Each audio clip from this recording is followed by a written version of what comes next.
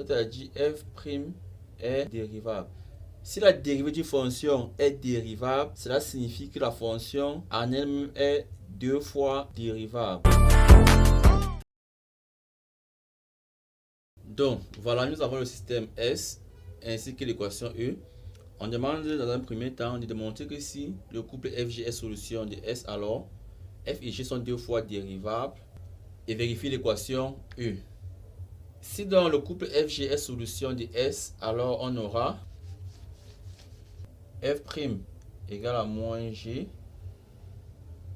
G' égale à F moins 2G.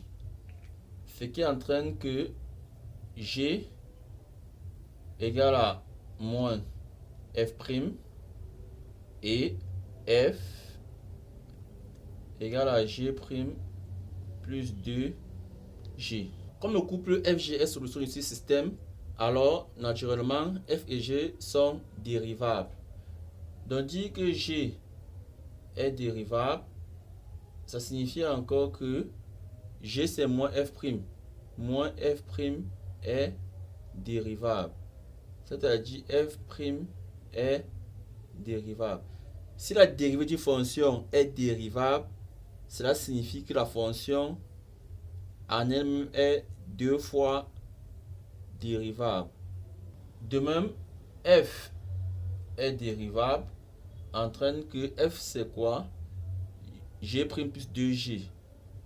G' plus 2g est dérivable. Ce qui entraîne que G' à son tour est dérivable. Donc dire que G' est dérivable signifie que G est 2 fois dérivable.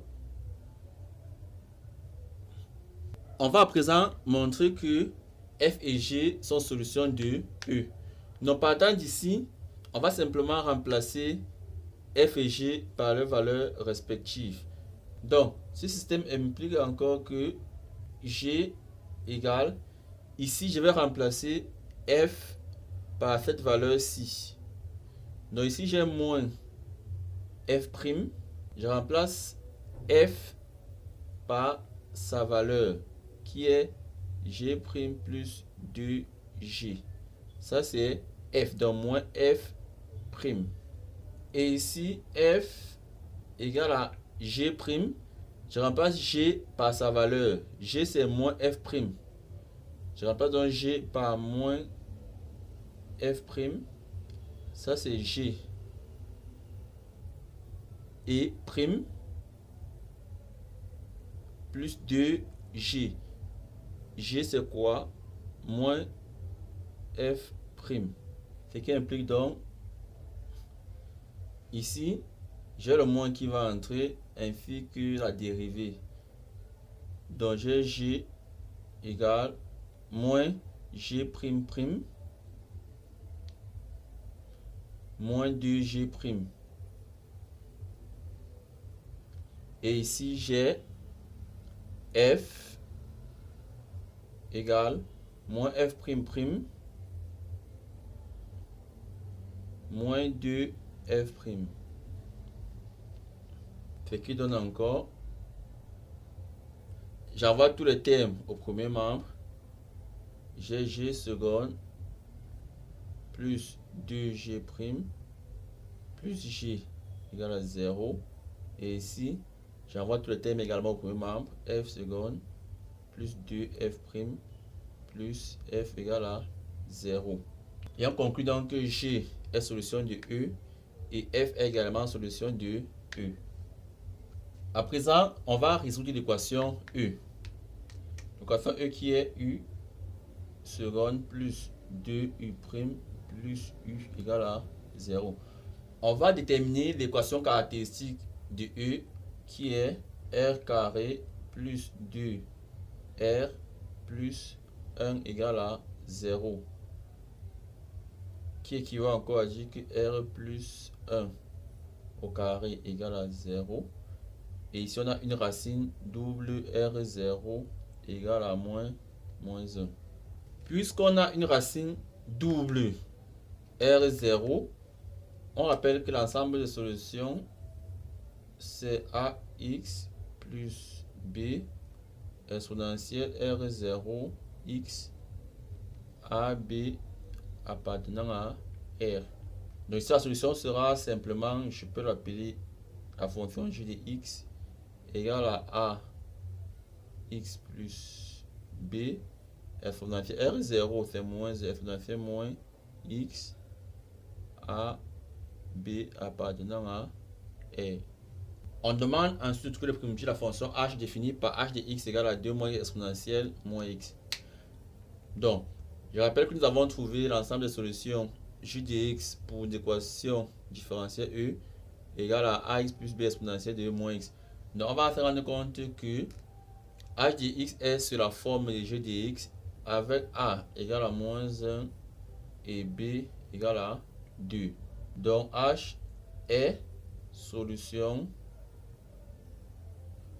de E. Ça signifie donc que h seconde de x plus 2h' de x plus h de x égale à 0. On va donc tirer h de x égale moins h seconde de x moins 2h' de x. Ce qui est égal à moins h' de x moins 2h de x, le tout prime.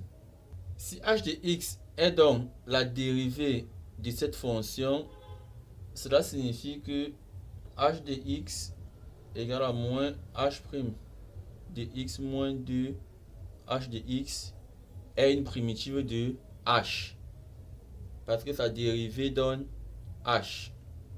L'ensemble des primitives de h de x est donc h de x égale moins h' de x moins 2h de x plus c appartenant à r. Donc si on veut avoir l'expression explicite de h de x, il va d'abord falloir calculer h' de x. Donc h de x, c'est 2 moins x exponentielle moins x.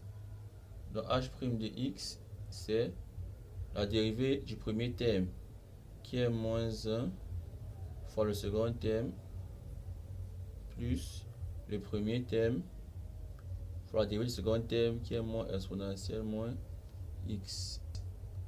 Ce qui est égal à moins exponentielle moins x plus, je vais entrer le moins ici, x moins 2 exponentielle moins x qui est égal à moins 1 plus x moins 2 exponentielle moins x qui est égal à x moins 3 exponentielle moins x. Donc, avec la valeur de h' de x, on peut donc déduire grand H de x qui est égal à moins h' de x, c'est-à-dire moins x moins 3 exponentielle moins x moins 2 h de x, ce qui est égal à 3 moins x exponentielle moins x plus 2x moins 4 exponentielle moins x plus c qui est égal à 3 moins x plus 2x moins 4 exponentielle moins x moins 1 exponentielle moins x plus c appartenant à r. Donc h de x est égal à x moins 1 exponentielle moins x plus c appartenant à r. Donc à présent, on va dresser le tableau de variation. Donc il nous faut le signe de la dérivée. On a vu que h' de x est cette expression. Donc h' de x égale à 0 équivaut à dire que x moins 3 égale à 0, c'est-à-dire x égale à 3. Ensuite, les limites. La limite de h de x quand x tend vers moins l'infini c'est la limite de 2 moins x exponentielle moins x quand x tend vers moins l'infini. Ceci est égal à plus l'infini. Pourquoi? Parce que lorsque x tend vers moins l'infini, moins x va tendre vers plus l'infini, moins x tendra également vers plus l'infini. On aura donc plus l'infini exponentielle plus l'infini. Maintenant, la limite de h de x lorsque x tend vers plus l'infini, c'est la limite de 2 moins x exponentielle moins x lorsque x tend vers plus l'infini, qui est encore la limite de 2 exponentielle moins x exponentielle moins x, qui est égal à 0, parce que la limite de 2 exponentielle moins x quand x tend vers plus l'infini, c'est 0. Et la limite de x exponentielle moins x quand x tend vers plus l'infini, c'est également 0. Donc ici, notre dérivée est du signe de x moins 3, puisque l'exponentielle moins x est positif. Donc ici, le signe de x moins 3, on a ici signe de moins a, signe de a. La fois fera donc décroissante puis croissante. Et ici, la limite à moins l'infini, on a trouvé plus l'infini. Et la limite à plus l'infini, on a trouvé 0. Ici, on aura h de 3 qui est égal à, ici, en passant par 3, on aura moins 1 exponentielle moins 3. Voilà notre tableau de variation.